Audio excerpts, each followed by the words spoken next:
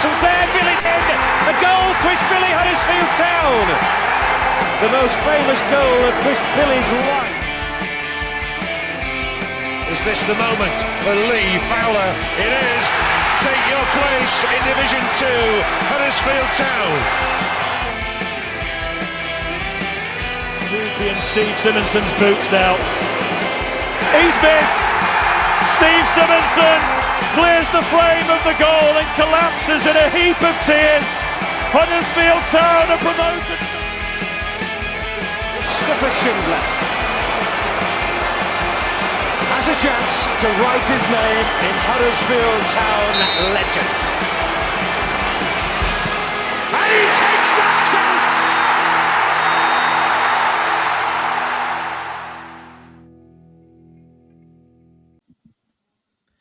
Hello and welcome back to the Andy Takes That Chance podcast. It was the Huddersfield Town housewarming party this weekend. The jumbotron was ready to be unveiled and the game in itself was a big one. Two of the early season favourites went toe-to-toe out into the wilds of Storm Amy, and it was the Hatters who left the party with a lovely gift bag with 3 points sat in it after the hosts made them feel most welcome. As for the Storm, the rain and wind was replaced by a hail of abuse and dissatisfaction from the stands as Lee Grant looked somewhat of a forlorn figure at the end. And joining me is more of a Landstorm than a Storm Amy. It's Ian Kilroy Silk, and finally back in the pod seat, it's Mr. Baldelicious himself. The bear is back on the pod after enjoying some time off from Huddersfield Town, Cozzy, and after Saturday, might be some more time off. Yeah, there must be a team in Australia who wants a scorer for their summer, mate. And it was like I'd never been away, Matt. Booze at half-time, booze at full-time, and no points for Town. But yeah, I'm reporting for duty, mate. Shy one. Just a warning for anyone who's listening. I'm still really pissed off about how Huddersfield performed yesterday. I'm going to try and behave myself and remain level-headed, but a few more expletives might just slip out. But Killer, I'm just fed up of frequently saying this. But once again, on the driving, we've pointed out exactly how Stockport will hurt us. Two idiots like me and you can point out, no offence to you, can point out that the two number 10s behind the striker will cause us problems and that Huddersfield Town need to do certain things to negate it. And yet again, two idiots that run this podcast can see what is blatant, and Huddersfield Town and their team of analysts can't. We're 19th in the league in terms of first half performances. If Exeter hadn't have missed that sitter last week or got that goal, dodgy chalk-off goal, we'd be second bottom. It's just not good enough how Huddersfield Town got into every game seemingly vastly underprepared for what the opposition will bring. It's becoming ridiculous. This was a big game against Stockport, and Huddersfield just had absolutely no idea from the very first whistle how to deal with two number 10s again, and it's not the first time this season, and I did say I'd be more level-headed, but it took 20 minutes for David Kasumu to pick one of them up, and Josh Feeney picked the other one up. It's just pathetic, is this? Do you know how Huddersfield Town are just tactically so inept from the first whistle, and it's doing my boxing, as you can obviously tell. You didn't swear there, though, Matt, I don't think. I think you kept that one clean, which is quite well, not today. Quite really surprising. Well. Did really well. Matt, this isn't even the first time we've picked it either. We've picked this before the Bradford game. We picked out, again, like you say, exactly what we're going to happen in this game. And we are nobodies, absolutely nobodies. The concern I have with Town is they've got an ego thing here where they believe we can play our way and we're better than everybody else when we play our way. There's two problems there. We're not, and we haven't been at all in any first half, really, this season. And it's ignorant to not look at who you're playing against and try and adjust your own approach to make the most out of their weaknesses or to negate their strengths. And we've not done it, Matt. We're not doing it. There's been no pattern of us trying to do this, apart from against Man City, where we sat in a deep block for 90 minutes, which I had issues with towards the end of that as well. But it's more that we have there is zero impact when I'm looking at it in regards to our match kind of design, our game plan to negate anything that we're facing. It's all about what we try and do. And the problem I have with that is it isn't working at all. And at no point do we look like we're changing it. And I just don't know what information is fed back to the staff that pick the way we want to play on a weekend, because, Matt, again, we're nobodies. We knew that they'd fill that gap between our centre-backs and our centre midfielders and try and create a little bit of confusion. And we did nothing for 20 minutes. And as pointed out, Matt, Stockport are the best team in the division for first halves. They were always going to start fast. There wasn't going to be a time period where you could adjust later on. You had to get it right from the start. And okay, they didn't score early doors, but listening to Chalner after the game, he spoke about how the first 30 minutes was more or less perfect for them. And it set the precedent. It released the pressure and got them into it. We gifted them that. And we continue to gift teams this belief in the first half of games that is ruining the season for us at the moment. And we have to find a way somehow, some way to stop this, look at what we're facing and try and counter it for once, because it'll continue to go really poorly if this is what we continue to do week in and week out, Matt. But I've lost faith with them being able to find it at this point in time, Matt. There is no learning curve that I can see where we're kind of making an error on week 1, changing a bit on week 2, and then a bit more on week 3. I just feel it's the same mistake over and over again. There's different parts of the game that we're trying to change, and it may be working, it may be not, and we'll go through that in this podcast. But the actual general approach, considering who we're playing, is exactly the same as it was on week 1, and that wasn't good enough either. Lee Grant's way too slow to change things. Like I say, David Kasumi then picked up, I think it was Jack Diamond, the one behind and all Jack Diamond did then was go push forward 10 yards, and that meant David Kasumi had to pretty much drop into the back line, which meant Ryan Ledson was left in midfield all by himself, and then Ollie Norwood just had the complete run of midfield, and Dave Challinor absolutely schooled us tactically. Stockport were far better tactically, technically.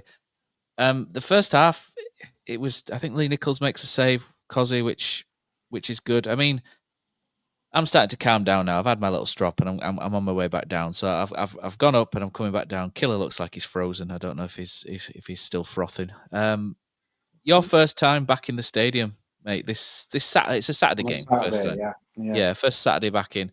Sat with the Whopper Watcher, didn't you, for the game? I mean, it just as a fan going experience. I mean, we've got the new big screen TV.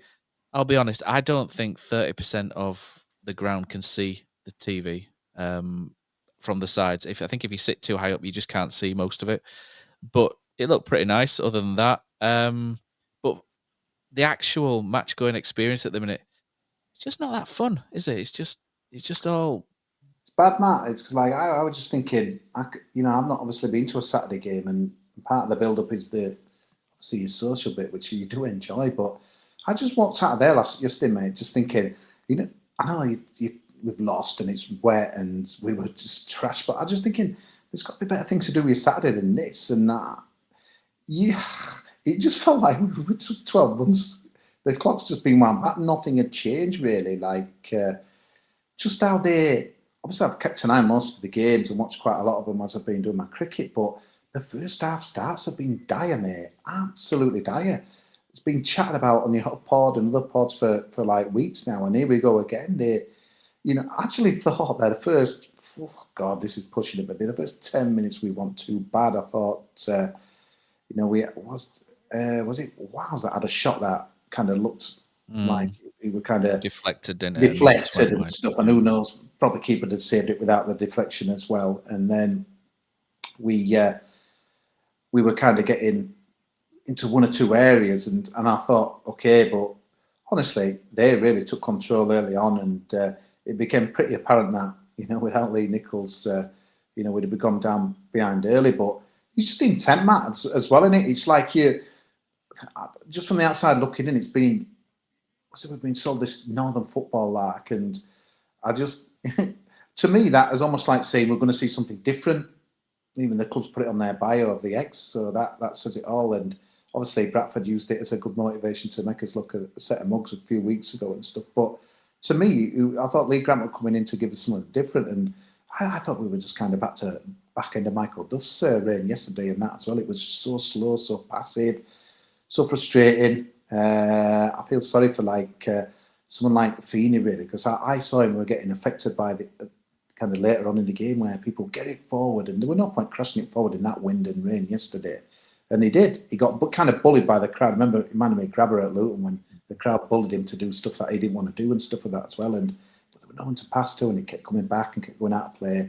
And it was such a miserable experience, Matt, that just it does make you question why do you go? And I just felt coming into it such a big game of that, because I was all right. We beat Exeter, and I thought we played, quite well there, and we should have won by more. But we knew this was the real deal. Okay, the home games, thought we were lucky against Doncaster. I thought they should have been out of sight really by half time.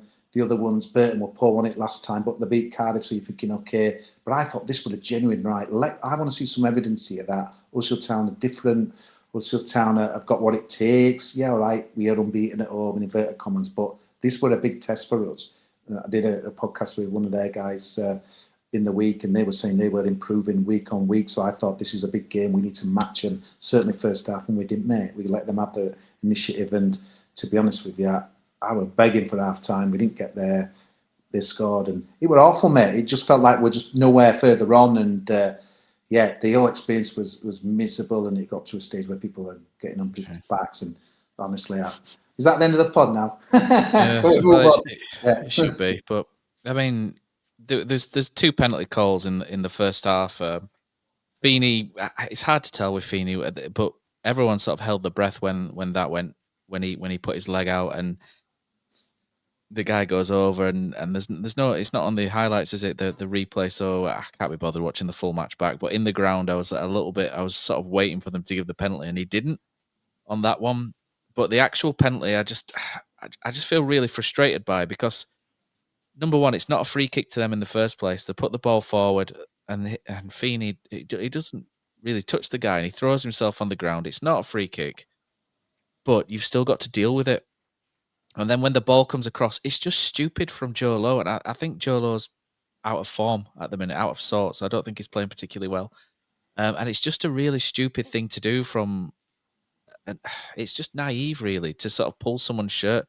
The guy dives, no qualms about it, but you can't pull his shirt. It's as simple as that. If you pull his shirt and he goes down, it's going to get given. The only sort of thing you can kind of point to is, did he let go by the time they got into the penalty box? Probably not. So the referee's got to give the penalty in that situation, because he does something stupid and he gives the referee a decision to make, Killer. He does. The thing that really upset me the most, in that I don't even think it was a free kick first off for it to go into the box anyway. And then yes, Lowe's grabbed his shirt, and it's a stonewall penalty for me. I think he grabs it into the box. It's soft. He shouldn't dive. All that nonsense, absolutely. But he's grabbing his shirt in front of the referee.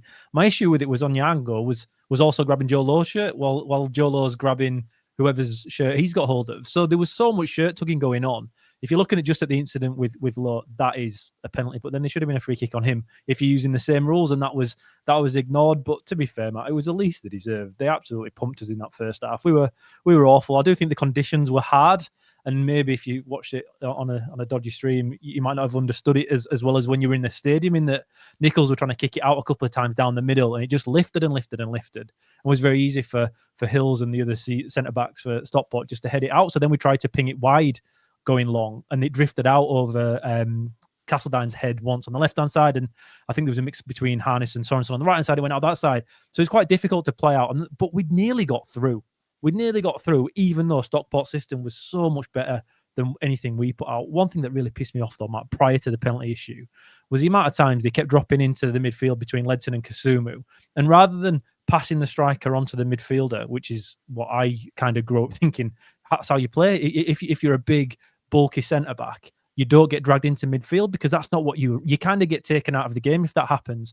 And in the first half, there were so many times where Feeney ended up having to make a last-ditch tackle or was running back one-on-one, because Lowe was brought into midfield by design through Challoner's system, that they'd play around it, and we didn't adjust for that. And Joe Lowe, from the first minute, was suffering because of that. And I think that affected the rest of his entire game. He just didn't look right. He's not in form, Matt. I think he's been somewhat poor for the last few games, and I think we can all see why Wickham kind of shuffled him out of the team towards the end of last season. I think big lads like Joe Lowe are great in certain situations with certain partners, but then they're quite one-dimensional, and there's ways you can kind of target them, and that's what's happened earlier on for Joe Lowe with us this season than it happened last season. But he were off entirely, Matt, and he's made a stupid grab at his shirt, but we really can't complain, because by that point the game, I wouldn't say it should have been out of sight, but we should have been further behind than just the one. We were so off it. To say it was a soft penalty and hold on to that as if to say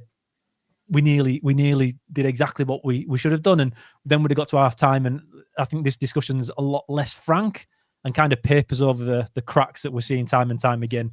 I don't know if it's been for the greater It does good kind at of all. frustrate you a little bit when 1 minute goes up for added on time and then it's 2.5 minutes into it and it's a penalty and you just think, oh, come on.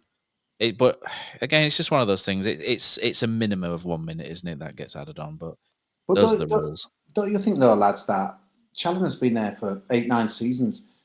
They know how to play a system. Anyone who signs for Stockport can't know what they're going to need to do. They're a lot further down the road than us, mate. Absolutely. Yeah, this is trouble, like changing managers every other kind of season. Like we do 2 or 3. It's like we're trying to scratch about, trying to find our best system, best players, and but even that, because it's right. But there was something yesterday I wanted to point out as well. Before the game, I don't know if you watched Stockport warming up. They were warming up in front of the jungle.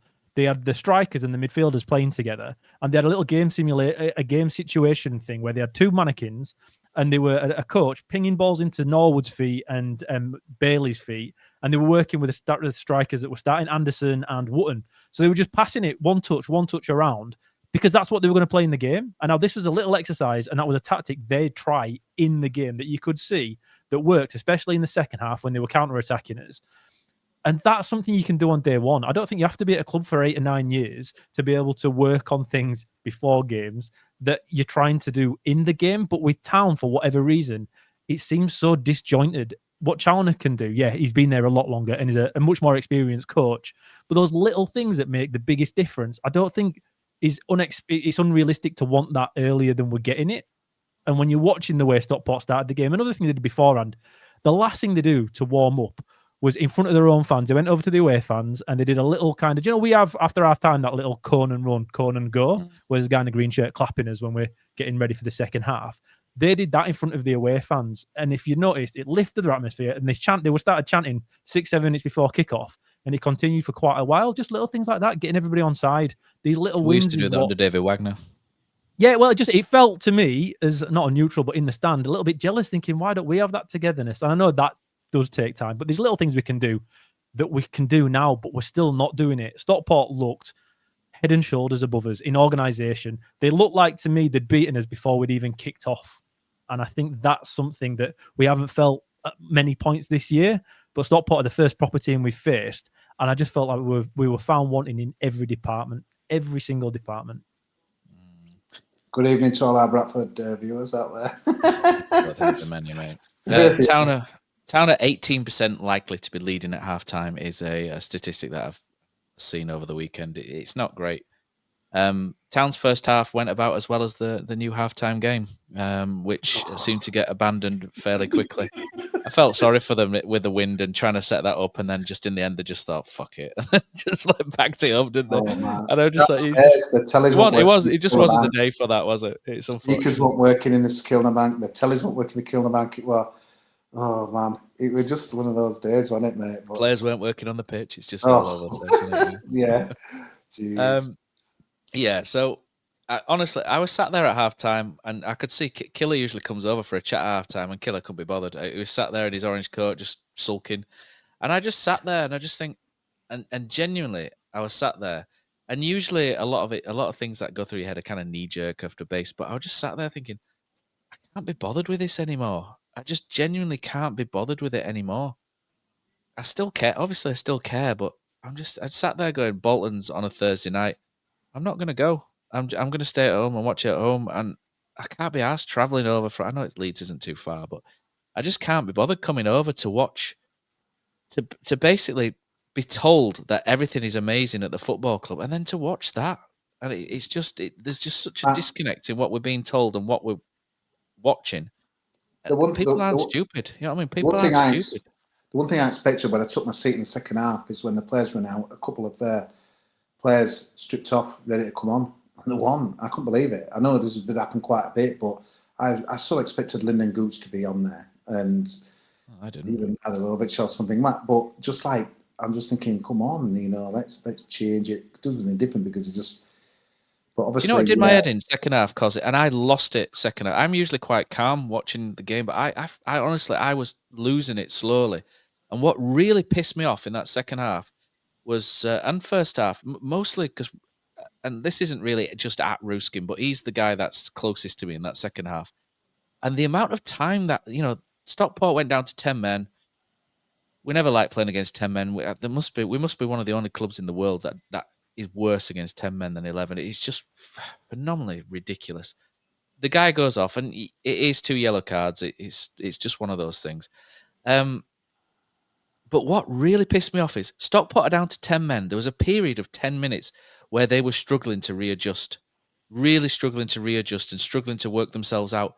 And we took 30 seconds over every single throw-in that went out the side of the pitch. Ruski would walk over and he would look up, he would wipe the ball, he would pull his socks up, and you're thinking, we're effing losing this game, and you are pissing about, stroking the ball and pulling your socks up when Stockport are struggling to get back into shape. Take the ball quickly. Do something. And it was doing my head in. Oh, I'm losing it again now. It was doing my head in. And every single free kick, every single time the ball went out of play, it was slow. It was laboured. It was like, oh, we might knock it back inside. It was pathetic. Huddersfield Town were pathetic on the day. And it's so frustrating watching when you're losing one. Alfie May's doing his head in pretty much all game, just like at people like this. He's absolutely going mental because Sorensen, I thought Sorensen was quite good on the day, but every throw-in he took was slow. And let's not go into the one where the referee gave the free kick. Sorensen thought it was a throw-in, and then they put the ball down, and everyone still lined up for the fucking throw-in. Harness is stood there expecting the ball thrown down the line. Move inside, it's a free kick. It's not. The players were just not at it at all, and they just felt underprepared. They just felt like they were going through the motions like we were at the end of last season. It was just not a good look at all. So but frustrating. Matt, 7 days before, we were good at Exeter. How can we go from Exeter to that? Is it just because we're playing a better team? Exeter was shite, mate. I think to be blunt, I think Exeter were just really poor on the day. We were quite good, but Exeter were just they were made for us, weren't they, Killer, in so many ways. But Stockport, I just find Huddersfield Town to be, like Killer says, just a very arrogant team in that they just expect to be able to roll up and just play nice little football and everyone will roll over for them. As soon as anyone gets in the face of us or actually goes at us, we crumble. We crumble every single time. Blackpool, Bradford, Barnsley, Stockport. We just go to absolute shit when teams stand up to us. And there just feels like there's no backbone throughout it. And it's so frustrating watching it. Especially there's no bravery, Matt. That's bravery. There's just no bravery at all. We're talking about brave Northern football. There's fuck all bravery. I'll drop a swear in there, Matt. There's nothing. There's absolutely nothing, right? Do you know what bravery is? Going down to 10 men and going more attacking. Because that's what Stockport did. Chalmers sensed what to do. He knew exactly what he needed to do at that moment. We don't have that, Matt. And for me, it's on the manager. I honestly believe that kind of lack of tempo, which is something everyone listening to this podcast must be bored of, because we've spoken about this game after game after game, in that everything that we do is so laborious. It's like we're very well prepared for everything, apart from set pieces. We had about 58 different set piece takers this weekend. They were a different person on a different corner, but in the same situations that confused me. I didn't understand what was going on at all. But like you say, Matt, taking a throw in and there's no runners, everyone's just stood still, waiting, and we're 1-0 down. And you're thinking, what? But Lee Grant's not screaming at them either. It's right in front of him. And everyone's just like really calm and patient. I just really worry about this Town team for that more than anything else. There seems to be a total lack of any sort of awareness of a game situation. And I've got a lot more to go into on this because there were so many things in this game. But it started for me, Matt, against Man City. Now, we spoke about this and people disagree with me in that 60 minutes into that game, we're 1-0 down. We held on. And for a 2-3 minute period, we didn't have them on the rocks, but we had a few surging runs forward. And I just thought at that point, have a go here, you know. They're on the rocks a little bit. We kind of took the ball forward. We could have brought Alfie May on at that point. We decided not to. And at the point, I'm thinking, okay, we're focusing on the weekend. We won the weekend after, so it kind of makes sense. But this is another moment, Matt. They go down to 10 men. And at that point, it didn't work against Blackpool when he continued to try and do the same system. It failed miserably. We were awful. If there's ever a time to change to go 2 up top, it was then on Saturday. I think every other manager in the division would have changed the system more or less straight away when, Matt, like you say, Stockport were on the rocks. They were worried a bit because of course they should be. They're down to 10 men. Yet we just let them back into it. It's like we freeze in these moments. When I say we, I'm guessing I'm putting that on Lee Grant in that there was an option or a chance there for me. And I think from a lot of the Town fans to bring on Taylor early doors and just have a go at it. And he doesn't, and he waits. That would have been bravery. And if it wouldn't have worked, I might have looked an idiot at this point. Or if what he had done had have worked, then would have all looked stupid. But I don't think any of us expected a positive outcome through that lack of change until Bojan and Gooch came on. And when that happened, I think there was a moment where, not saying forever, but the fans checked out of that game at that point. I felt like it was a bit of a car crash at that moment, Matt. It just looked wrong on every aspect for me. And I wanted to go into league very round worrying. subs. There's two things that I'll mention, and then I'll turn it over to you guys. One thing is, why does nobody run past Alfie May at any point when Alfie May's up front? Why are there no runners past him? Ben Wiles did it once in the first half, and Matt, I will jump in there. Did it once. That's it. Matt, on that though, Ben Wiles was tasked with marking Ollie Norwood, which meant Ledson had no one to mark. So honestly, if you watch back that game, Ryan Ledson spent most of the game in a massive open space because Ben Wiles was following Norwood into the midfield, which meant Alfie May was pressing on his own for a change. Every time we pressed Stockport, it was 4 men up front, and they had 5 because Norwood dropped in and another one of the midfielders normally, or one of the wing backs. We were outnumbered time and time again, and at no point did we go man for man to try and step up and press high. We were supposed to be a press high football team, but the way we were set up against Stockport was not that at all. And we had a spare man at the back at all times, even when they had 10 men. Even when that happened, Matt, we didn't change it. And like you say, May looked frustrated. That's fine. When we've got possession, though, when we've got possession, the ball's played into Alfie May's feet. Twice in the entire game, someone ran past him. Once was Harness when he shot and it hits Ben Inchcliffe in the knackers, which was probably the only amusing moment of the entire game. And then the other one where Ben Wiles, and the ball's just slightly behind him, and Ben Wiles goes wide. Ruskin overlaps, and Ben Wiles just come on, man.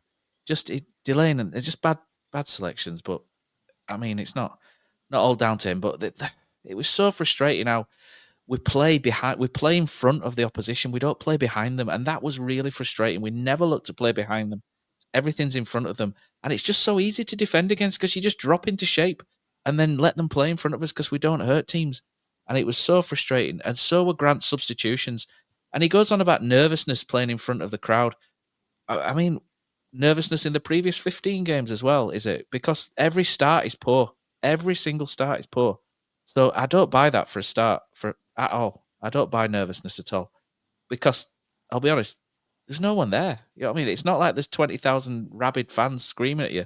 You've got about 10,000 people sat there quiet. There should be no nervousness whatsoever. And then the substitutes. One of the most likely players on the pitch was Sorensen. He takes him off. I genuinely can't wear that. I know Sorensen has a lot of detractors, but over the last few weeks, he's been one of Town's better attacking outlets. And he took him off, and it took Gooch 20 minutes to get into that game. He was so far off it for 20 minutes, and Sorensen was actually starting to cause problems. And then I didn't get that at all. And leaving Castledine on till 87th minute, he was knackered after 60. Why is he still? And the poor lad was so tired, he dribbled off the pitch and didn't even realise he was off the pitch. And at that point, Grant went, "Oh, yeah, okay, I guess we better take you off then." He should have been off ages before that. And Joe Taylor should have been on. And okay, he's put Bojan Radulovic on, and Bojan's done okay. But Joe Taylor is your top goal scorer. He's the one who scores goals. And the thing is, Bojan's come on, but then he's dropped Alfie May into midfield to accommodate it. And it's just like, come on, man. No other club would do that. No other club in this division would drop Alfie May for Bojan Radulovic and put Alfie May wide right, Matt. My worry with Lee Grant, and I think this is as bad as saying when somebody's legs have gone. I worry about how Lee Grant sees the game when it's happening. I feel like he's very well prepared. I know we've questioned his the way we approach teams. I think he wants to make substitutions in 60 minutes, and he wants to do this at this point, and it's all pretty planned out. But the best managers, the successful managers like Chowner, when he's changed from a back 3-5-2 or whatever, 3-4-3, they played 4-4-1 second half, and it went 4-2-3 when attacking because they're brave. They showed bravery. He read the game situation. He adapted his approach for Stockport based upon what was happening. I think Lee Grant struggles, really, really struggles, and I don't believe that's something that you do learn in time. I think that's an instinct that somebody has or somebody doesn't have. And at the moment, it's so far away from being right. Because like you say, Matt, I love Leo Castledine. I think he's our best player on the day, bar Alfie May. Yet yesterday, he was so off it. And that happens at football. That happens at League One. Consistency is an issue with younger players. It's not that he's a poor player at all. He should have been taken off. Absolutely. It was screaming out to be taken off. Yet 87 minutes he lasted. I struggle with it. That's the point. We've got like Cameron Asher, who's like pulled up some trees, and in some of these games he'd have been perfect, like just slinging. But I think that's the problem, Matt. It's like that Bradford game.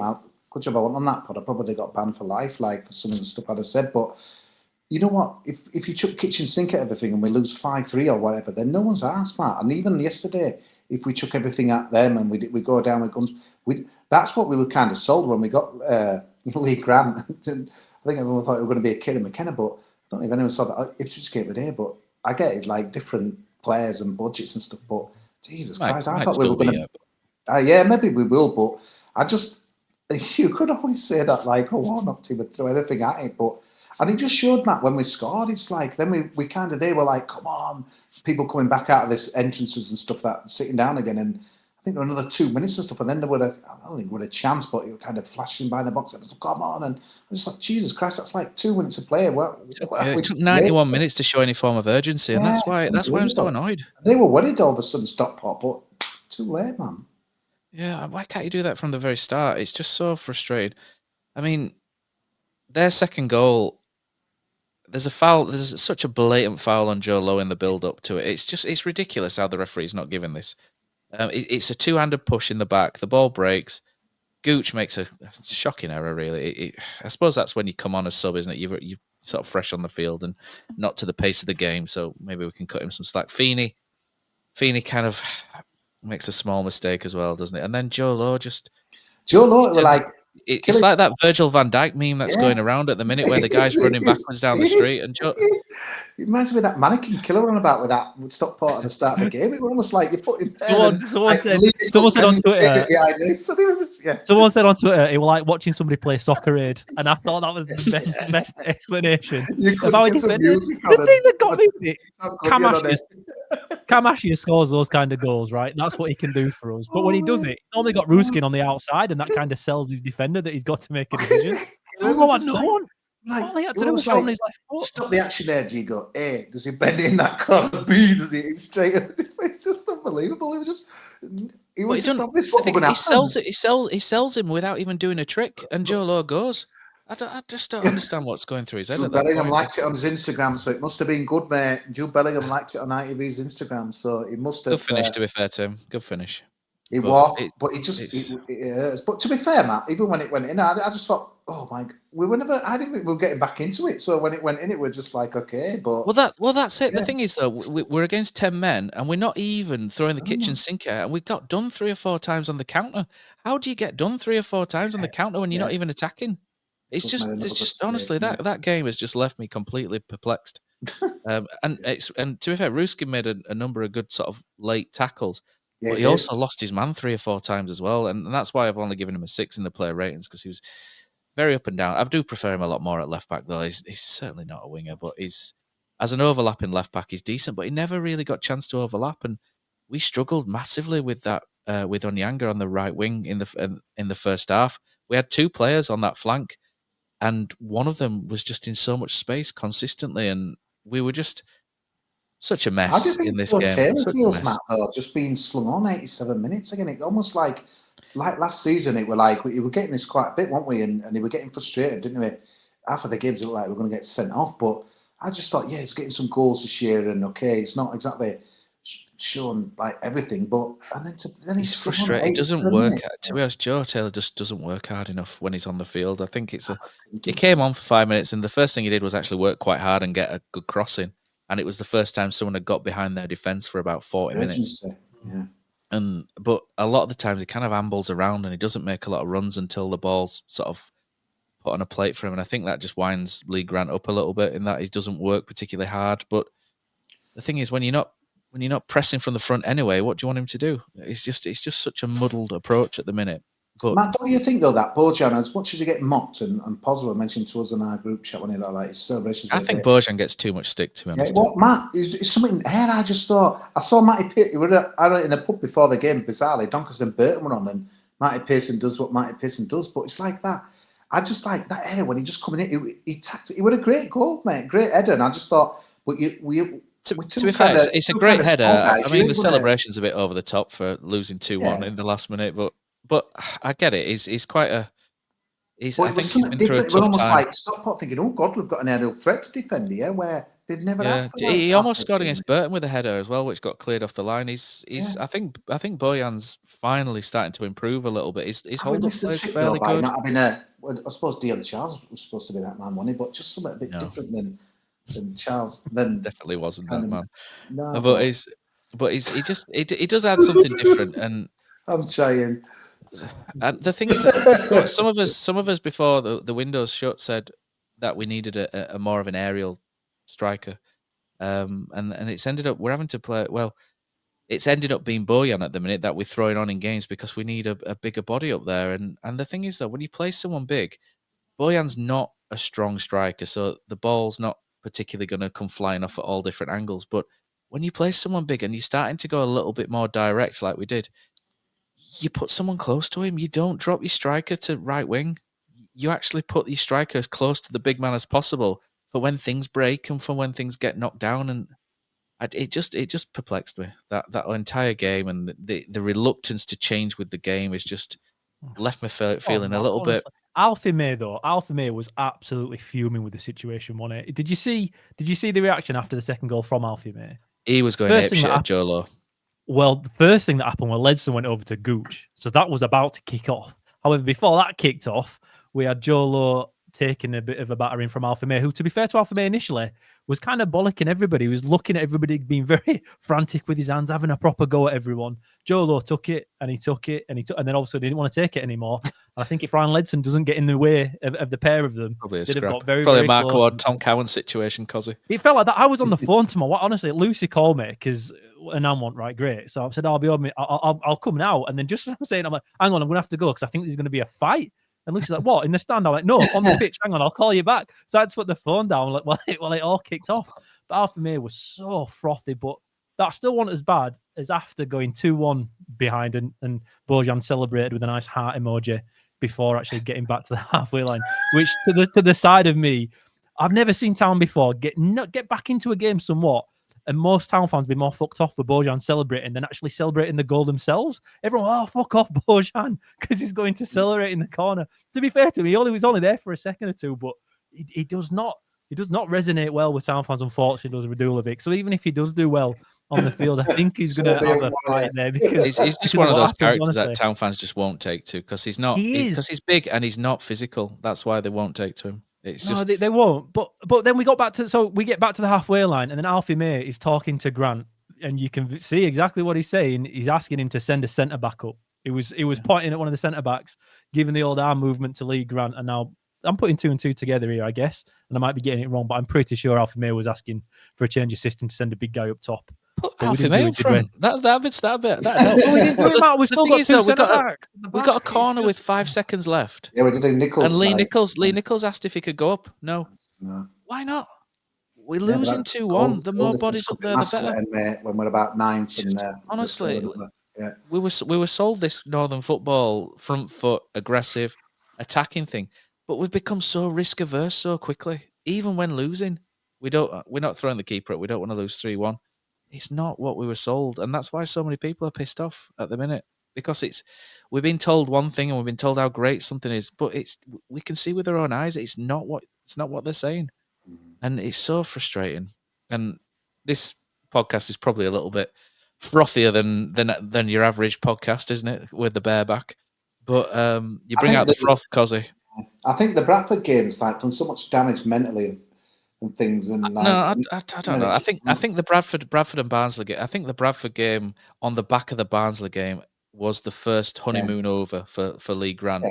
So whenever we crap now, I don't think he's got the same. No, but it's just like for me that game signaled we've not seen anything being the kitchen sink, the urgency. That's been totally lost in any other game for me going forward. It's almost like, oh my God, we can't have another Bradford. It's not there, Cozzy. That's the thing. If we talk about, again, brave, front-footed football, Northern football, you've got to at least try it. And we're not actually trying it anymore. I think if the players aren't performing to the best, and you can kind of say they're just off form, that's one thing.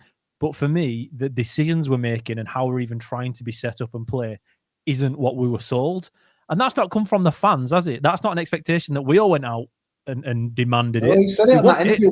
Watch that Grant interview back when he signed, mate. I think it feels misled when you look at the way we're set up nowadays and the way we're playing against 10 men. It looks like it's pedestrian, slow, anti-northern football, and I think that's what's really tough for Town fans to take at the moment. It's not so much grant in, grant out. It's more the message and the style of football isn't what I think we were told we were going to get. That disconnect doesn't resonate well. Look, these things take time, don't they? But the thing is, it started off quite well, and it's going backwards. It's like last season, quite quickly. It's going backwards quite quickly. And I think that doesn't help last year, Matt. If we'd have had a season different to last season, I don't know, we'd have started bad and finished well. But I think it's just kind of like, hang on a minute, we were doing this last season and the football tailed off and here we are again. And the year before that, the year before that. And but I think last year were different, boys. I think last year were different because last year the players kind of gave up. And I think that's a very different thing to what we're seeing at the moment in that it's just wrong, the entire game plan. I think it's more systemic issue than individual performances. At the end of last year, we knew, and the players knew, a lot of them wouldn't be here this year.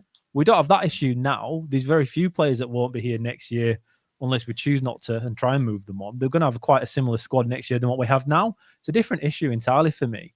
It feels like not to 12 months ago. I mean, 12 months ago we had systemic issues, didn't we, with Duff and Sorensen getting the ball pinged over his head every sort of 5 minutes. So that we're hopeful that the same thing will happen and we'll go on an unbeaten run. But I'm not going to hold my breath on that one. Right, we've been talking for a good 40 minutes there, so let's have Jaws have a break from jacking all the time. Jaw jacking's not really an English thing, is it, Killer? It's more of an American thing. Let's go to the squad and let's see what the Andy Takes That Chance squad thought about the game at the weekend. Maybe we're all wrong, Killer. Maybe we're frothing too much and the boys will be a lot cooler. Let's hear what they've got to say. Hello. There is no one here to take your call, so for your convenience, we have answered it automatically. Now don't hang up. When you hear the tone, leave your name and a brief message, and we will contact you upon our return. What's up, guys? It's Marcus, just doing the Stockport review. I'm going to get it out of the way now. That referee was absolutely abysmal. That were like incompetence on show, to be quite honest with you. But yeah, I wanted to get that out of the way now, just to talk about the team. The team were awful. I thought Lee Grant's management yesterday was abysmal. Everybody knew that Leo Castledine was having a really bad day. Just a game where nothing he did worked. Everybody knew that yesterday. You could see that from minute 10. Nothing was working. But then he keeps him on. As soon as they went down to 10 men, you thought, right, okay, he's going to change it up. They're a bit rattled here at Stockport, let's go for it. He didn't. Everybody in that stadium knew Joe Taylor should have been brought on, but for some reason he didn't. Then Alfie May's going mad with him by the end. It just feels a bit at the moment, is Lee Grant out of his depth? And I mean, is it right to sack him? Probably not. He's a rookie manager, but it feels very, very flattening right now. So yeah, anyway, up the Town, hopefully we can turn it around. John McNamara here, Northern Ireland's most handsome man, blah blah blah. This is my second effort recording this because my first one went on past 2 minutes, and I don't want to bore you all to tears. But essentially this could be one of my last voice notes for this season because I just don't care about this football club anymore. Kevin Nagel's ownership, his tenure at this club has just got me to the point where I don't care anymore. Last season I was constantly angry watching this wretched football team, and this season I'm not even angry anymore. We keep making the same mistakes, and you know, we're in League One and we're playing like we're a League Two side against Stockport County, who when we were in the Premier League were in the Northern Counties League, and it's just so draining supporting Huddersfield Town. I lay all of this at the door of Kevin Nagel. He's made so many mistakes as the owner, so many mistakes, sacking managers left, right and centre, putting his big greasy fingers in transfer business. I don't have any direct evidence that he's done that again this season, but it just reeks of it that he has, because we've got an imbalanced squad. It just looks like a kid in a sweet shop's just been like, we'll have him, and we're just seeing it all played out on the pitch again. I don't think we'll be successful once Kevin Nagel's at this football club, and quite frankly I just don't care about Town now. Kevin Nagel's the owner. Get somebody else in and I might start giving a shit again, but yeah, over and out. I thought I'd give it a couple of hours after full time, see see if any of my reaction changed, but they've not. Confused, no idea really what Grant's setting up to do these last few, well, all of his 11 games. Not really seeing the style of football that we sort of promised to have. We're not setting up to play to like Alpha Mage Strems, top scorer in League One over the last 4 years for 3 different clubs, comes to us, can't even get a shot away on target. As soon as they got a man sent off, I think everyone in that ground knew that there was no chance we were winning that. And if anything, they looked more threatening when they went down to 10 men. I think they had 2 one-on-ones and then finally scored. I'm not in the Grant out camp yet. I think, like I said, he's 11 games in. He's still learning. But he's going to have to start showing that he's learning from mistakes, because he's making the same ones time and time again now and not reacting to it. So a bit of a worry, but interesting to see where we are in another 11 games. I think if we're in a similar position, matching the same results, then questions might need to be asked coming into Christmas. Cheers. Hey, Ubbs, Terrier Jack. I'm absolutely frothing, to be honest. I can't be arsed with these anymore. Why have we got Castledine, who's having the worst game of his Town career, waiting until 87th minute to take him off when we're 2-0 down? Why have we got the top goal scorer in the league for the past 3 seasons in midfield and tracking back to our corner flag? I don't know how we're trying to score anymore. I really don't. I just don't understand. I don't understand Grant. I don't understand what he's doing.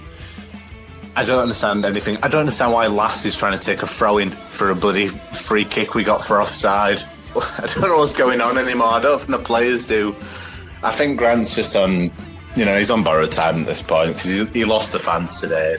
It was an absolute disgrace to see the ground, 5k at most in there towards the end, because I think people are just starting to not care. So, yeah, can't get any worse, can it? What's up, guys? Aiden here after that dismal performance at home from Town. Not much you can say other than Grant once again got it wrong. He did, and I can admit that as someone who likes him a lot.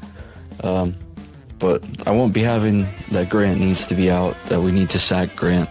I just don't see how that's any good for the club right now. I don't see how anything good comes from that. I think if we sack him, that's genuinely chancing us going down. That's chancing us putting ourselves in a relegation fight. Because if we sack him, the whole squad, everybody in the club is going to know Nagel's unserious. He's going to find somebody who's not going to be any better than Grant, given Nagel's track record of hiring managers.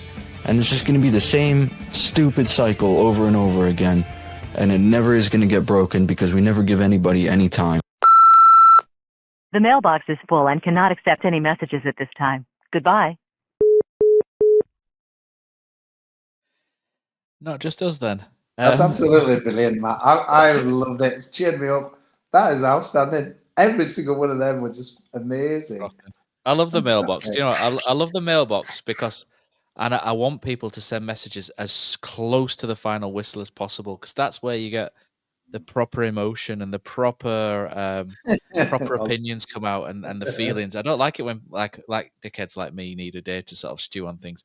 I like it when it comes straight out and either the froth or you either get something really frothy or the excitement and celebration. You can capture that and it's good. But what I got out of that, Matt, is that they've got about we need a game next week to get back on the horse. I think all the fans are glad of a week off next week, pretty much. And I don't care what the club think. Bollocks to that. We want a week off from this. Jesus. A week off from podcast would be nice as well. People close to the edge there, aren't they? That's good. But you know what? Everyone picking up on the same things you guys were, like Castledine. What that was just staying on to enjoy. Honestly, Alfie, mate. What is going on? It's worrying that people can pick up on so much and people at the club seemingly can't. But right, we've got a question in from one of our Patreon subscribers, Alex Vasilenko. He says, "Hi Matt, a question for the pod after yesterday's damp squib. Firstly, well done, Alex, on not saying damp squid like a lot of people do, and that really annoys me. Same as much as people saying chomping at the bit when it's champing, etc. But we won't go there again, Killer." He says, if Kevin Nakel decides to dismiss Lee Grant, who in their right mind would want to take the Town job? Warnock and Brighton Writer have warned all competent candidates to stay away. I'm not in the Lee Grant out camp, but his lack of adaptability and stubbornness could ultimately lead to his downfall. I mean, it could ultimately lead to something quite good. I think David Wagner was quite stubborn, wasn't he? I'm clutching at straws maybe there, but he was very 4-2-3-1, and this is the way we play. But he just had the charisma and character to pull that off. Lee Grant is starting from a very different. It's probably not a different spot really, because David Wagner's second season he had a lot of players bought for him, but I suppose he did have a good 9 months or so in his back pocket, didn't he, to have a look at things. And when you follow Chris Powell's dour football, you're onto a winner anyway, aren't you? If you ever show any form of intent. And to be honest, if Lee Grant had continued to show the attacking intent that he said, and we were losing games, I think people would still be kind of okay. Well, not okay, but they'd be a lot better with it than what we are. I think it's just the disconnect. I think there's a lot of unhappy people because we've been unhappy for so long. You know, when I start frothing on this podcast and saying I'm bored, it's because I wasn't bored on Saturday. I was bored the week before. Well, the exit was all right, but I was bored the last home game. I've been bored at home watching Huddersfield Town for years, and I'm just fed up of being bored watching it. And you just sort of sit there and you think, I'm wasting my life watching this shit. Do you know what I mean? And there's Charlie next to me, like my little boy next to me. He can't be bothered going. I make him go, and he sits there in the second half playing on a Nintendo Switch because it's shit. And you know what I mean? And if it's good, he'll sit and watch it. But he's probably finished about 7 games this season so far, and on the Switch, probably 100% completion rate. But I think it'd be ridiculous to answer Alex's question for me to bin Lee Grant. No matter how annoyed we are at the minute, it would be the most stupid thing Kevin Nagel could do after all the intro he's given him and all this Northern football stuff and the sort of platform he's given him to then take it away after a couple of bad weeks. It'd be crazy to do that. And it might get worse before it gets better, but the club cannot go through a cycle of giving managers 15 to 20 games, and then changing exactly what the manager is and bringing in someone completely different, giving them 15, 20 games. Oh, no, that's not working. Let's bring in someone else completely different. The club have got to this stage by just flip-flopping so much without having any form of plan for exactly what they want and for who they're recruiting for. They've just... And you can blame Mark Cartwright for some of this, but you can't today because he's no longer there. And the club just don't really seem to know what they want. And I think this is part of the problem. They've kind of gone... They came in and they've obviously Neil Warnock's very different to Darren Moore, and they've gone completely off kilter there. Darren Moore's gone. Andre Brighton-Wright is coming. Completely different character again. Andre Brighton-Wright to Duff. Completely different again. Duff to Lee Grant. Completely different again. And it's just... The club just need to understand what exactly they want. And I can't... And I said this at the time quite quietly, but I cannot for the life of me understand why you would give full football autonomy to someone who's never managed one single game in his life. Why would you do that? And the director of football and the blaseness to the director of football position is something that I find really difficult with us at the minute, because there are times we look completely rudderless, and Lee Grant needs to lean on someone with more experience, and that can come in the form of a director, or it can come in the form of a coach. And he's decided to go with Mark Bridge-Wilkinson and Robinson. And you know what? That by all accounts, from everything I've read, they're excellent coaches, academy coaches. Academy football is so different to first team football, and I know they'll understand that, and I know that won't be lost on them. But I just think there are certain, like Killer says, there are certain times where you've got to make quick split decisions to win games. And if you want an example of the past, Lee Clark, Old Trafford, 2011. Jack Hunt was murdering their left back, Grant Basie. And at that point, that was the perfect point to throw on Jordan Rhodes with 30 minutes left. And he didn't. He waited. They made the change. Grant Basie went off and he was replaced by Charlie Lee. Jack Hunt was no longer getting in down the right. Peterborough went on and scored. And if you listen to our Peter Clark episode, you will understand. You will hear Peter Clark frothing that Craig McHale-Smith was offside in the build-up to their first goal. Worth a listen. But I just think Town have flip-flopped so much, and they've created this by not really knowing what they want. And at some point, they've got to bring in someone credible, a credible director of football. And I know I keep saying it, there's a bloke who lives down the road who's decent, but they don't seem to want to speak to him. But they just need to bring someone in who's got a vision, an idea of what they want to do. And I know Lee Grant's got that, but he needs help with that. He can't manage every asset of the club when he's trying to coach them on the training field. And I just think he's not been set up to fail as such, but he's not got the support he requires at the minute. And I think some of these signings that they've made are starting to look a little bit ill-fitting in some ways. Okay, some of it might be form, some of it might be other things, but there's just a couple of transfers now where you're looking at it and going, I'm not sure. Maybe I don't get it, and I just don't think everything's joined up at the football club, and I think that comes from the owner down. And I know he puts a lot of money in, and I know he's doing a lot of great things off the field, but on the field, I just don't see the connection and this.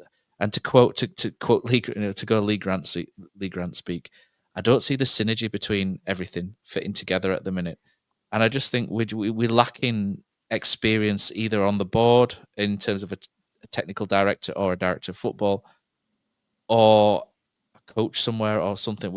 I think there's just something missing at the minute, which would help Lee Grant, who is, let's not forget, in his 19th game of management by this point. I need to count that.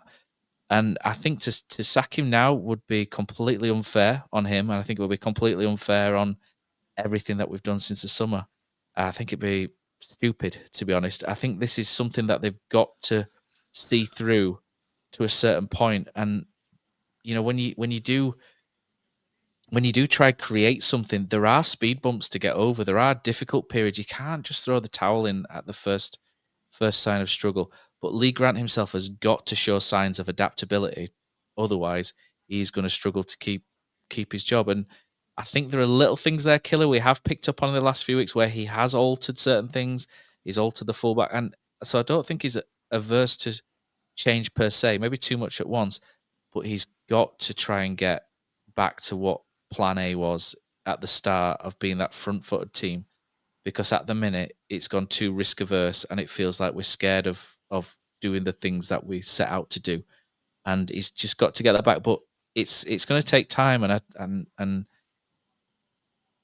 it's going to be frustrating, and we're going to froth a little bit, but hopefully he gets there, because I quite like the guy. I'm just a bit bored. He's a new manager. It takes time, and this reverting back to kind of defensive football first isn't uncommon. Lee Clark kind of went that way eventually. Carlos Scorebored did it. Playing. It does happen, right? Yeah. But that's not the problem, Matt. I think you've hit the nail on the head in that, quite a diatribe there, in that everyone's a rookie. Everyone's a rookie everywhere in our club. There's nobody in our club that you can say he's got a track record of success at English football in the job he's in now. Jake Edwards was from America. Kevin Nagel's an American businessman that owns a There's just Paul Reeves, isn't there? Paul Reeves got a decent record at Sheffield United. Reeves is solid, but financial director. Yeah. Fair, talking to Paul, talking to Paul, he gets football as well, though. He knows football. I disagree with most people when it comes to football. When I've spoken to Reeves, we've found common ground quite often when it comes to how Town's playing. Jesus, you're on personal. You're on nickname terms with him and Ben Wiles now. It's starting to get a bit concerning, Killer. It's just how I work. But there's just so much inexperience throughout the entire club when it comes to the playing side of it, and it shows. We look naive, and like you say, Matt, every time we make a change, it's not just a little adjustment. It's a big U-turn to a total different direction, and that doesn't work in football. Look at Stockport. They got something that worked, and they've grown year on year out. I think this season, if they finish second or above, will be the 11th season in a row where they've done better than the previous year. Before that, they were awful. That does happen. This does happen, but you have to stay calm at certain times. I can question the instinct I think Lee Grant has to change games, and how I don't think it's there. And I'm not entirely sure if it ever will be. But that's a very different question to, do I think he should be removed from his job now? No, not at all. He has to see this season out.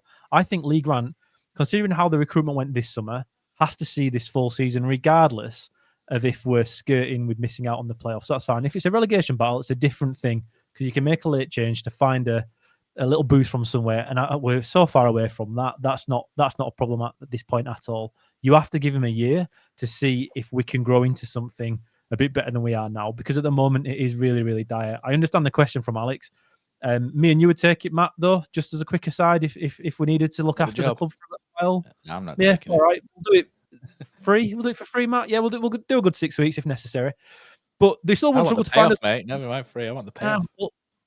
3-year rolling. Russell Martin's available now as well. Nice little vegan mate. He's been booted today by Rangers, and he's Can you imagine the Russell Martin brand of football at Huddersfield? That they would just lose it, mate. They would not. Just to add though, it's not just Dave Challoner that's been at Stockport. I'm very quickly googling how long Dave Challoner's been at Stockport County, because I'm not sure it's 11 years like Cozzy said. Because I'm pretty sure he was at Hartlepool. I didn't say 11 years, but I remember watching like that the voice notes. I remember going. I remember his massive long throwing. Altrincham and Stockport, not National League North. I were there before I went to watch some ice hockey. And we were in the Premier League then. And that's Division 6. All right, 4 years. He's been there 4 years, but it's still for a manager. That's a long length of time. Simon Wilson, 4 years, mate. 2021, Stockport County. Really? Unless he was at Hartlepool till 2021. Yeah. But Simon Wilson, the director of football, has been there since 2020. That's 5 years. That's why Stockport are good. And if anyone from Stockport's listening to the podcast, I think Stockport are an excellent football club, which are really run. I really like Stockport. And I if Huddersfield don't go up this year, I kind of hope Stockport do, because where they've come from and where they're going is brilliant, and how they've done it is fantastic. The football they play is fantastic. I've got a lot of time for Stockport. I know we're frothing about Huddersfield Town because it's a Huddersfield Town podcast, but Stockport were excellent on the day, fully deserved the win, and I just like them as a football club. And what I like about them is when we went there and won 6-0 in 2010. Yeah, the Stockport fans were there. That's when they were on their way out of the football, going down out of the football league. We'd taken Pilkington off them. Their fans were brilliant. They were so good, and they were there to support the team. And they were just. I remember walking out afterwards, and someone were just saying, "Look, we're just still happy to have a football club at the minute." And people like that deserve the success that they've had. You know what I mean? I think it's been great for Stockport, and I hope it continues, because that is more of a fairy tale than what's going on at Wrexham at the minute. Yeah. Don't look back in the other pods when certain people said Louis Barrett's going and he'll go down the pan. Yeah, yeah, that's true. That worked well, but no, good Matt, and they play some nice football, mate. I like to watch them play. If they're on telly, I'll watch them, mate. They're good. Yeah, same. I like them. But it's honestly it's so disheartening in Huddersfield Town at the moment. It's just bad, isn't it? And yeah, Radio Leeds would book me in well in advance for a phone last year. I didn't really want to go on, but yeah, no surprise, people calling for heads and this, that, and the other. But it's emotion, isn't it? It's normal, isn't it? But I think when you take a step back and look at it, I know it's natural, isn't it? The full-time whistle's gone.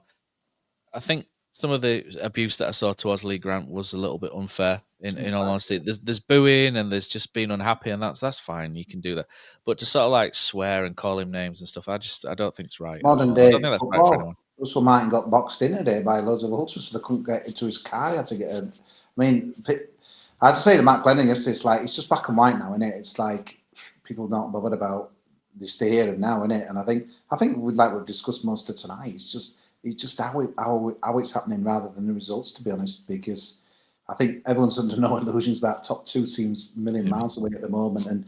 But you know what, you look at the division in general, Matt, and I think if we were a Luton podcast, they'd probably be having the same froth as well. So it's like, I think there's a lot of teams with a lot of frustrated fans at the moment. And there's honestly to be Bradford that seem to be happy with life at the moment. Let's stop talking about them for now. Yeah. Sadly. But although there is that thing, isn't there, where whoever's top of the league after 10 games tends to get automatic promotion from this league, and people were a little bit upset last week that Bradford were top after 10 games. However, Stevenage are now top, and they've played 10 games, so maybe it's Stevenage who are the ones who are going up. And do you know what? They've been really good this season. They've only lost one game. I wonder who that was to, Cozzy. Exactly. And it shows that Lee Grant can get it right on the day. The thing is, though, Matt, it's like, are the pieces in the jigsaw that we should be doing better, 100%. We should be playing better and looking more like. But is everything? Are we going to need another couple of windows, mate? I'm starting to wonder again. It's just like we've signed 14 players. The injuries are piling. We had 9 missing yesterday, and the injuries are just becoming a piss take. But then when he's not using all the squad and stuff and not making any changes, it's hard to get that as an argument. I don't know. I think it's systemic. I think the players are there to do better than we are doing. I just think last year, Michael Duff got a little bit fortunate in that Kasumu ended up being the catalyst for change. Him and Herbie Kane, they sort of like fell together a little bit last season. Kasumu and Kane against Barnsley. Herbie Kane came on, didn't he? October, I think it was last year when we played Barnsley at home, and he changed the game. I think we won 2-0. Ben Wild scored a really good goal, didn't he? And we won late on, and Herbie Kane was the one who changed that. And we went on that unbeaten run, and it was the backbone of that unbeaten run was Herbie Kane and David Kasumu in the middle of the park. And it just takes something by accident sometimes. And we thought it might be the two fullbacks attacking forward, Ruskin and Sorensen for us. And it might be it. But it just usually takes something accidental. And I know on the Discord I said I don't think it's systems really, or formations in particular that are the problem. I think balance is an issue, though, and I'm going to make Killer Froth here by suggesting that maybe a back three would be better for us, in that we could play the back three, two wing backs, and two number 10s in like a 3-4-2-1. And it's very similar to how we're playing now, but it just adds a little bit more balance with a left-footed centre-back going in with Sean Rowan. So I think I'd be tempted to go with the back three with Rowan, Watmo if he's fit, and Feeney. And then you've got your two wing backs, which can either be Gooch and Sorensen or Ruskin Miller. And then you've got Ledson and Kasuma, and that just frees up the midfield if we've come up against that 3-4-2-1 system as well, because you've got an extra centre-back in there that can pick someone up. It allows the two 10s to be free and how they are in that half space, which Andy Kay loves so much. Harness and Castledine or Wiles and whoever. And then it just gets the support to Alfie May. I just think it's a little bit more balanced than what we are trying to do at the minute. And I think there's a lot of people just going 4-4-2, pining for a formation that's not worked for 30 years. But just apart from that, though, I think people are just sort of saying simplify it as much as anything. And I just think that 3-4-2-1 would just make things more balanced, a little bit more simpler, and still in the same sort of shapes and sort of what we're looking for. Not so much triangles, but the sort of the patterns, of which Huddersfield Town play, and that with the players in the same areas of the pitch. I just think it might be worth considering. I would potentially go 3-4-2-1, similar to how Stockport and Bradford have done, and I just find it a little bit more balanced. And I know Killer loves a back three. You're looking for detail in here, Matt, aren't you? That's what you're after, past detailing. No, I don't think it matters. I'm with you, Matt. I actually don't think the problem is just the formation. It's the way we pass out from the back. And I know people don't like passing out from the back, but we are absolutely useless at finding a midfielder from the back line. None of the midfielders show. Ledson is by far and away the worst person for this. He likes to hide behind whichever midfielder he's supposed to not be marking, getting away from. And we just don't have those passing options open to us. So it ends up going down to a full-back and then to a winger every time, or a wide ACM, depending on what we're trying to play that day. But it's so predictable, and we do the same thing over and over again. And I watched on Saturday again, it's a Lee Grant instruction, because Ruskin tried to make a higher run at one point for Castledine to come shallow, and Grant gave Ruskin a bit of a bollocking for not showing up as a left back, as the horseshoe kind of passing approach that we take. We have to find a way of passing through the midfield, no matter what striker we have. And this has been a problem we've had for more than just one game. We can't get the ball to them. I don't think the problem is the front four whatsoever. It's that we can't get the ball to them. We can't ping it long because they're small guys. They are fast enough, but we don't really kind of turn teams around too much with the long diagonal ball. You can do that every now and again in games, and it really is important that you do, but you can't do it all the time. You have to do something else first to tease a team out before you go for it. You do that from passing to the middle. We don't have players that can do that without Herbie Kane playing. I think that's the best thing he brings to our game, Matt. And that's why Kane and Kasumu, with Wiles, although I think Castledine would be better than Wiles in that role, those three in there would be the best we can have, but we need to wait for Herbie Kane to come back. Until that happens, a back three, whatever. I'm actually not against it at this point, Matt. We just have to find a way of being able to move the ball through the middle of the field and not just wide all the time. Because when you're striker, no matter how good he is, like Alfie May, he's only 5'9", 5'8". You can't just ping a ball in from out wide all the time and expect that to work. Yet that's what other teams want us to do, and we're falling into that trap. We have to find a new way of progressing through the thirds, and that's probably something else Andy Kay doesn't like me saying. But we need to find a different way of doing it. And it's packing that middle a little bit better, Matt, like you say. It's also to go man for man. We like to play a little bit safe in that we like to have a free man at the back. That's not really modern football anymore. Teams that do that do struggle to create chances. So that's something else that'd go, Matt. I'd go more towards that than a static formation, in that we'll match up what anybody else plays and really have a go at them by going man for man. But again, Matt, that takes bravery. Tomorrow night, the FA Cup's off. Forget your league games. We're on. The bad news is Tamworth are still in it. So they've got Hyde United. They've got postponed Saturday, but yeah. I'd like a rematch, you know. I'd like a rematch against Tamworth. But at home, Tommy Tonks trying to throw it in from the halfway line at the AQ Stadium. I don't know if he's going to reach that far. It's a bigger ground, isn't it? Do you know? I'd quite like a non-league side at home. It would be, it would be fun. But But we've now got 12 days, so I think what's really good for Lee Grant now, and it's not so good for fans who want to play. Is back. That's a good Yeah. news. Well, we've got 12 days now until the next fixture against Bolton, and Lee Grant's not had much chance to work on the training ground. Games have been pretty much Saturday, Tuesday, and he made a little comment about not being able to get the work. He calls it the work, doesn't he? Not being able to get the work into the players, etc. He's now got 12 days to work on something and be ready for Bolton. And there's no excuses, Killer. He's got the time to work with them now, and we need to see something a bit more. Cozzy, we need to see something a bit more against Bolton, don't we? He's got 12 days. Yeah, I'm a bit longer worried than Craig David got. Come on, how can it be for that night? Thursday night, you don't pull in the punters that night. Apathy's Rugby back. League night is Thursday night. Apathy's that. God, last time at Huddersfield on a Thursday night a few weeks back. Jesus, they're not even there. But yeah, I think that's the trouble, mate. The crowd are mostly going to be watching home. It's going to be an empty stadium, mate. Bolton are on a bit of a roll. I imagine they'll fill their end or pretty much near it. So yeah, it's going to be one of those that we're back to the team needing to lift the crowd rather than the other way around. I know it should work the other way, but I just think, do something different, mate, because what we're doing at home is just not good. But yeah, on the back of that Burton game, and then we just stumbled into yesterday, I think the home game's not good, to be honest, mate, but that's what we're back with. And yeah, it's, and then obviously Michael Duff, who's Wickham team, coming back from the dead yesterday. So honestly, two so tough games out there. It's, what did you put, Kill, in our comments there? Is Mick McCarthy man in it? Can it get any worse? Yeah. One thing that's going well though, Cos, Town women won 5-1 versus Spennymoor and have qualified for the FA Cup. That was good.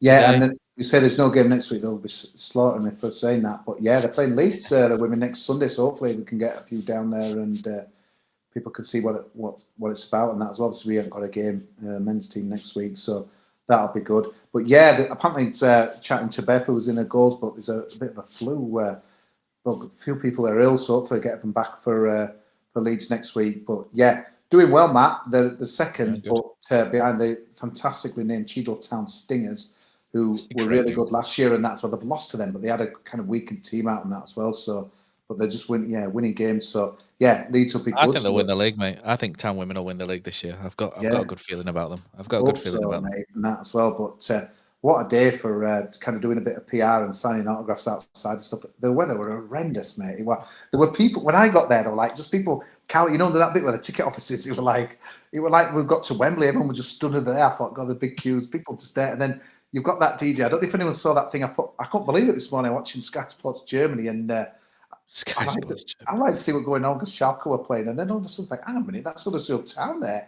Don't know why they sent a guy there, but it were almost like a bit of research into fan culture. So if anyone goes on my X, just have a look at the video. It's bizarre. It translates it all. But they were kind of surprised there were no pubs. And then they were mentioning about the yellow lines. I didn't realise that when this was, because you can't take beer past there. But obviously Germans, being Germans, we drink in our stadiums. But they're like, no, there's no drinking up there. And they were on about that DJ that everyone, I don't know if you've seen it when you walk past the ground. But I mean, it showed it in its worst light because no one could stand outside. It was so bad. And it was just, if you're a German side, I'm thinking, hang on a minute here. There's no one in it because it said 8 minutes before the kickoff, they were like, no one in, which is a British thing, I think, and that as well. When you go to Germany, it's like everyone in the stadium like 45 minutes before. And it's like rocking and that, but obviously we get in about 1 minute of free. Most people are 10 to, but so 1 minute past 3, mate. Basically, we're just selling. But we're mentioning now we were in the Premier. They mentioned David Wagner, obviously big German, love for him. And then, but it was quite interesting, really. I just thought, why are you there? But I think they were just. It's almost one of those. God, look where these used to be 8 years ago and in the Premier League and stuff, and now look at it. But to be fair, it looked nice to the stadium and stuff. But the best thing is they didn't show any action. They just showed. yeah, they just come. Have a look at it on my X. It's quite funny actually. I'm just thinking, why are you doing here? This guy and he's got his microphone underneath Sky Jim. It's like, what? Maybe he come 8 years too late. Maybe he came for a Premier League and that. But yeah, it's surreal, man. Yeah, so let's put the frothing down for one weekend. I think hopefully things will start turning a corner and things will get better. We don't want to sing us out with a bit of D-Ream, do you, Cozzy? It's been a while. No way. No. Right, I think that's all we've got time for. Cozzy, good to see you, mate. I know you want to go to bed because you're up early. Killer, I'll catch you soon, buddy. Yes, Thanks for mate. listening. Sorry we're angry, but we're just a bit fed up. Ciao.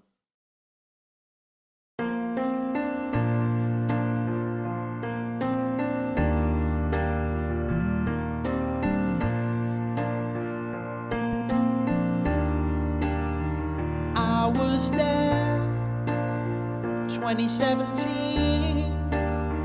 We were all what a team. But if there's a league where Town belong, it's League One. If there's a league where Town belong, it's League One. Corberan was the boss. We were robbed by John Moss. But if there's a league where Town belong, it's League One.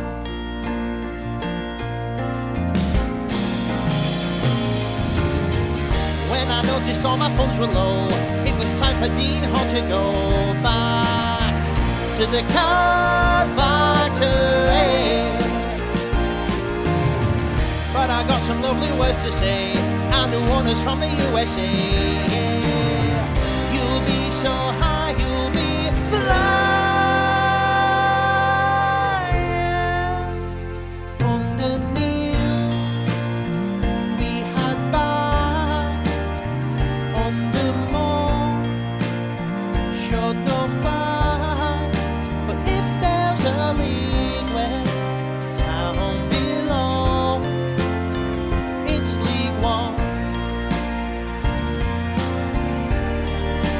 If there's a league where Town belong, it's League One.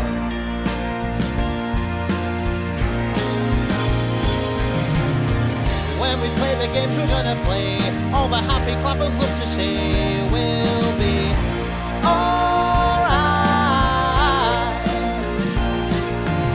See Kevin Nagel then just after game, and he tweets the things he wants to say. Yeah, you'll realise that we're shite. Shrewsbury, Northampton, Exeter, and Wycombe. 'Cause if there's a league where Town belong, it's League One. If there's a league where Town belong, it's League One. If there's a league where Town belong, it's League One. Yeah, it's League One. If there's a league where Town belong, it's League One. It's League One. If there's a league where Town belong, it's League One. It's League One. If there's a league where Town belong, it's League One.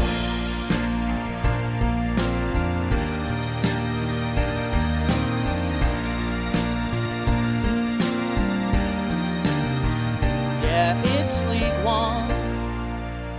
Long may this not continue.